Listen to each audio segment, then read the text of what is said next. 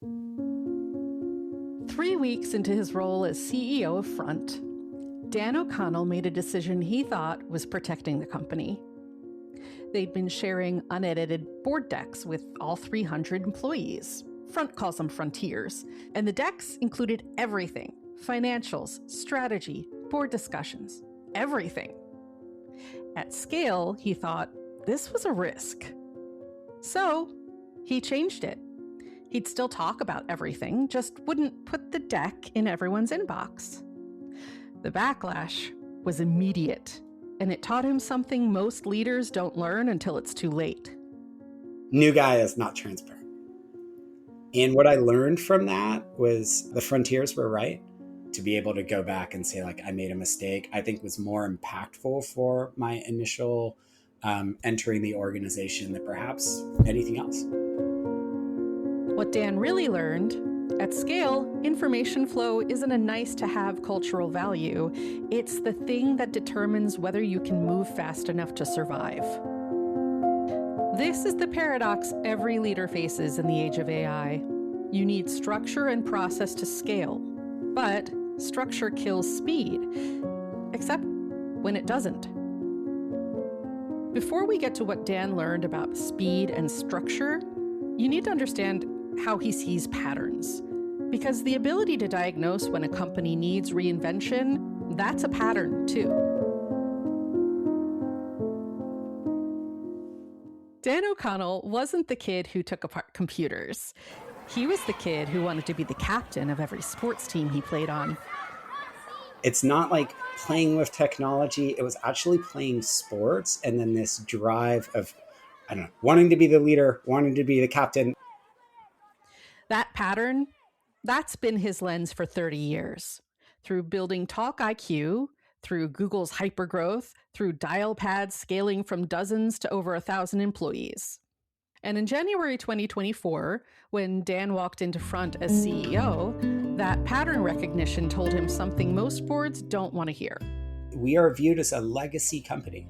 And I think many of the businesses that have been around for 10 or 15 years that are venture funded are in this moment. Legacy company. In Silicon Valley, that's a death sentence. It means you had a moment, and that moment passed. Dan understood what most leaders miss. You can't fix a legacy perception until you have an honest diagnostic. So he built one. 3 questions. If you can't answer yes to all 3, you're in trouble. Question 1. Do you have an AI-first product? Not features, not a chat bot bolted onto your platform, fundamental architecture that puts AI at the center of what you build. Question 2. Do you have an AI-first narrative? Can you articulate why AI makes your product not just better, but categorically different? Can your sales team tell that story? Can your marketing? Question 3. Does that narrative work for all your stakeholders? Not just customers, investors, potential acquirers, prospective employees who are getting pitched by 10 other companies. Front had distribution, $100 million in revenue, 10,000 customers. But when Dan ran it through this diagnostic, the answer was no on all 3. I think we face an existential crisis. We have to reinvent ourselves. Those are the very real opportunities of taking over a business that's 10 years old. Notice he didn't say challenge, he said crisis. And he uses that word deliberately because in customer support and customer experience, the market Front plays in, there's a window right now. People are picking winners and platforms today for the next few years. What are you picking? What are you vetting at? Regardless of the piece of software, you're looking at an AI-first business. This isn't about whether AI is hype or real. It's about market timing. When customers are making platform decisions, you either show up as the future or you get locked out for 3 to 5 years. That's the window Dan saw closing. So now he had the diagnostic. Now he knew reinvention wasn't optional. But knowing you need to transform and actually moving fast enough to do it, those are completely different problems. Because here's the thing about companies that have been around for 10 years. They have revenue, they have customers, they have a culture, they have ways of working. And all of that, The thing that got you to 100 million can be exactly what prevents you from getting to 500 million. Which brings us back to that transparency mistake and what it taught Dan about the real bottleneck in transformation. Building enterprise-grade AI shouldn't be complicated. It should just work the right way. At Writer.com, we don't do everything. We do one thing. We build enterprise AI that unites business and IT. Business teams? Build your own AI agents. No code required.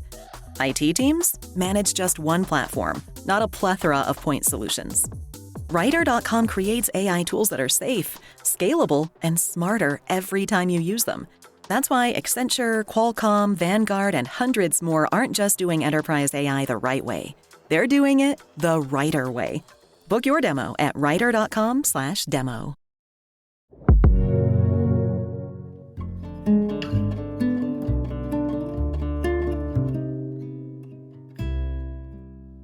Here's the paradox every CEO faces during transformation. You need to move fast, but you also need structure and process. And those two things feel like opposites. Most leaders pick one: move fast, break things, figure it out later. Or slow down, get aligned, build the foundation. Dan's insight, learned the hard way at Dialpad, is that this is a false choice. In order to move fast and be innovative, what do you have to have? You have to have alignment. You have to have structure and process. Like that allows you, the structure and process and alignment to it allows you to move fast. It's like jazz. You need to know the theme, understand the changes. That foundation is what lets you improvise at speed. But at Front, Dan learned something about alignment that goes deeper than knowing the plan.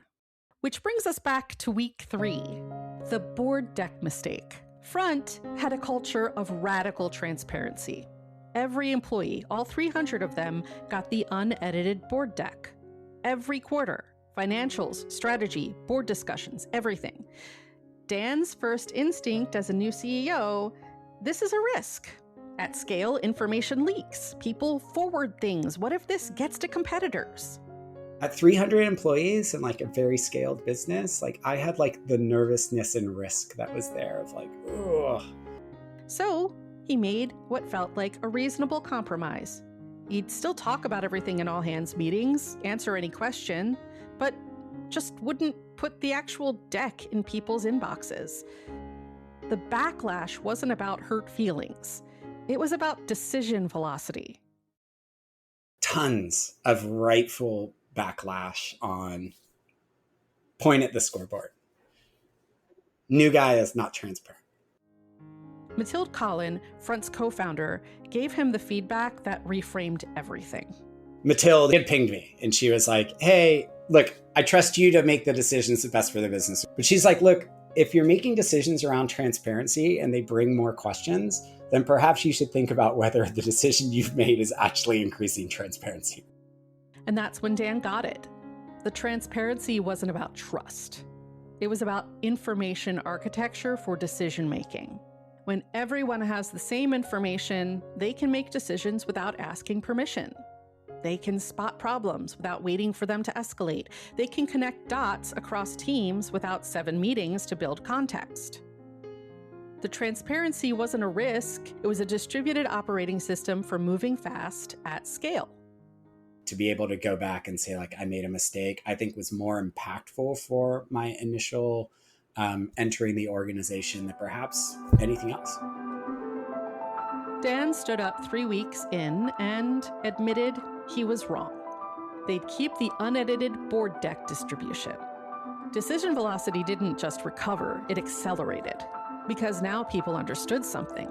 The new CEO wasn't just saying he valued their input, he was building an information architecture that made their input actually possible. But information flow is only half of the equation. The other half is even more counterintuitive.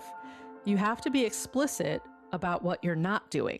Do you have North Stars? Is everyone aligned and understanding on what we are doing, but are we also being explicit in terms of what we are not doing? People are pretty good at saying, here are the things we are doing, but they fail to then say, this is what that means of what not to spend your time in doing. This is the thing most leaders miss. Alignment isn't just, here's our strategy. It's, here's what we're saying no to. Because without that, everyone creates their own interpretation of what matters, and you get 100 people moving fast in slightly different directions. Which brings us to the bet.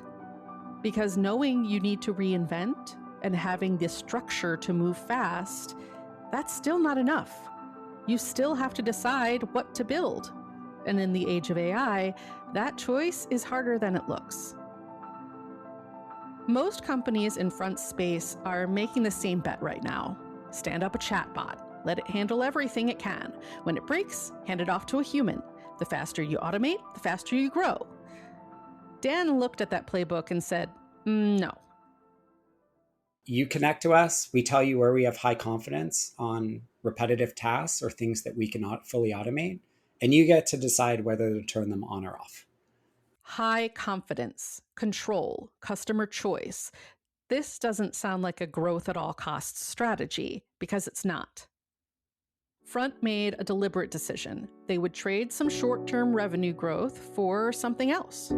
Better customer experience, more control for support teams, lower risk of the AI doing something that damages a customer relationship. And Dan is honest about what this costs. We've arguably probably traded off a little bit of revenue growth with the intention of a different way to position ourselves. Think about what he just said. Most CEOs won't admit that out loud. But Dan's not leaving money on the table by accident. He's betting that when automation becomes table stakes, the companies that win won't be the ones who automated fastest. They'll be the ones who defined a new category: high trust, human elevated customer experience. In a world where every company has AI handling the easy stuff, the human interactions become the only thing that actually matters. The only thing that builds loyalty. The only thing competitors can't replicate. If everyone stands up chatbots and voice bots out in the world, and let's just say they get increasingly they fast forward 10 years and they can do all sorts of crazy complex tasks. If that's the experience every single has, then what makes a brand then unique is like the fact that you actually get to talk to somebody. Dan's specific bet is about customer support, but the framework applies everywhere.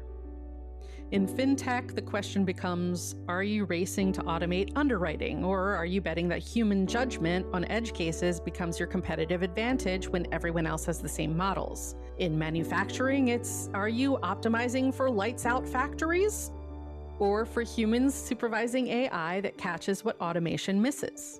In healthcare, it's, are you automating diagnosis to reduce physician time, or elevating physicians to handle the complex cases AI can't?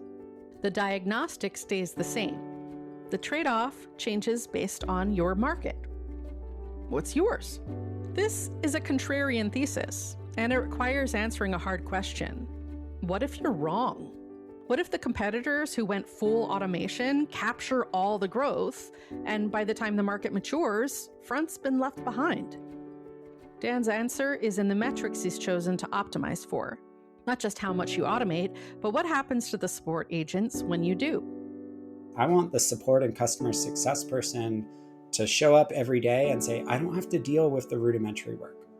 All of that is solved. And because I've taken the easy stuff away, I now get to focus on the quality of relationships and experience that I can bring to the other customers. Quality of relationships. That's not something you can put in a quarterly earnings report, but it's something you can measure. Front looks at resolution rates. What percentage of tickets are they taking off agents' plates? They look at utilization. Are teams actually using the AI features, or are they routing around them? They look at customer satisfaction scores, but they also look at something harder to quantify. Are support agents burning out less? Because the goal isn't to get rid of people. The goal is to get rid of the work that makes people hate their jobs.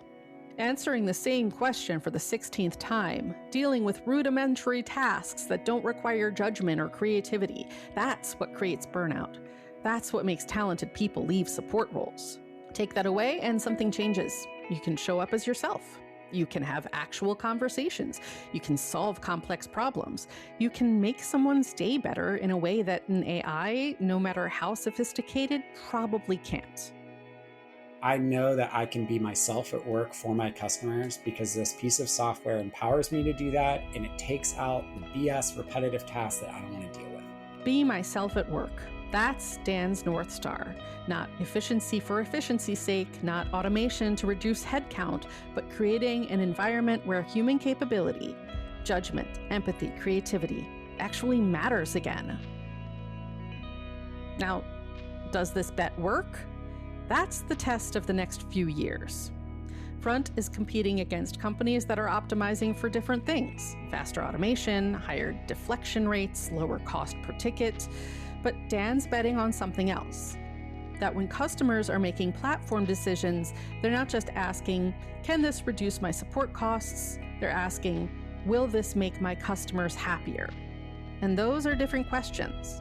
I think we have one of the best opportunities in B2B software when you think about we're building, regardless of how AI plays out, a platform for customer support and how to manage your customers is not going away. And so I remind people, we're in the right market. How we live up to our potential is what I'm pushing on. Right market, right time. But the potential isn't about having AI features.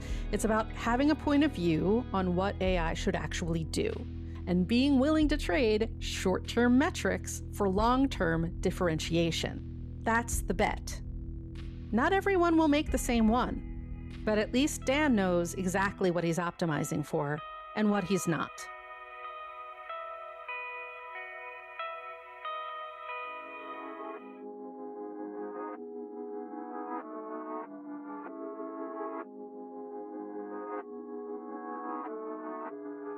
This is Humans of AI. I'm Alora Weaver. 3 frameworks from Dan O'Connell's first 18 months at Front. The diagnostic. If you're a 10-year-old company wondering whether you need to reinvent, run this test. Do you have an AI-first product? Not features, but architecture. Do you have an AI-first narrative that works with customers and investors? And are people actively choosing your platform for the future? Or are you winning on switching costs from the past? If you answered no to any of those, you're in the window. Not next year, now. The paradox. Structure doesn't slow you down. Bad structure slows you down. Information flow determines decision velocity. Alignment on what you're not doing matters as much as what you are. And transparency isn't about trust. It's about distributed decision-making at scale. The bet. Every strategy is a trade-off. Front traded some short-term growth for long-term differentiation. They're betting that human touch becomes the competitive advantage when automation becomes table stakes. What's your bet? And more importantly, what are you explicitly choosing not to optimize for? The hard part isn't having answers. The hard part is knowing which questions matter. Dan, thank you for sharing your story. You figured out your questions. Time for the rest of us to figure out ours.